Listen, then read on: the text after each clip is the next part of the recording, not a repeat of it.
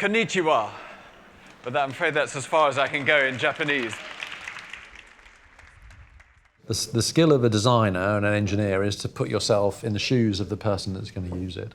And we design machines for countries all over the world now. So understanding the nuances, the subtleties of each of those markets and how people are going to use it is really important. And when we started selling our cylinder cleaners, specifically the DC02, we quickly realized that it was probably too big for most Japanese homes. And that would apply to the whole of Southeast Asia.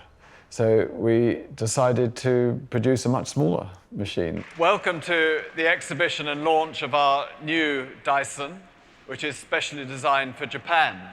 Japan has a special meaning for me because Japan was the first country to manufacture a vacuum cleaner with new technology that I had developed. This is the machine called the G-Force. G-Force. Ever since that, I've been very keen to come back to Japan and do a product specially for Japan. So that actually, it's the smallest vacuum cleaner in the world. This is a conventional motor, and we've replaced that with this much smaller motor. It's 3 times as fast as this. It's, as you can see, half the size and half the weight. And we built here a velodrome to represent centrifugal force. Now, the interesting thing is that in our cyclones, the air spins around at about 200,000 RPM. The cyclists will be going around here at about 30 RPM.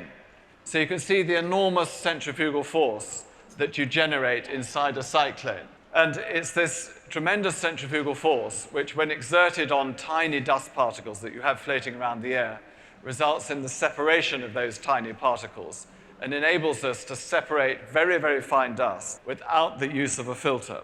In the early days of selling our own vacuum cleaners in Japan, we had 2 very enthusiastic customers. One was the champion sumo wrestler, and Issey Miyake became a friend and enthusiast. And he asked me if I'd design the stage design for his show in Paris. So we did huge diameter yellow tubes, and they blew air onto the models as they went down the runway.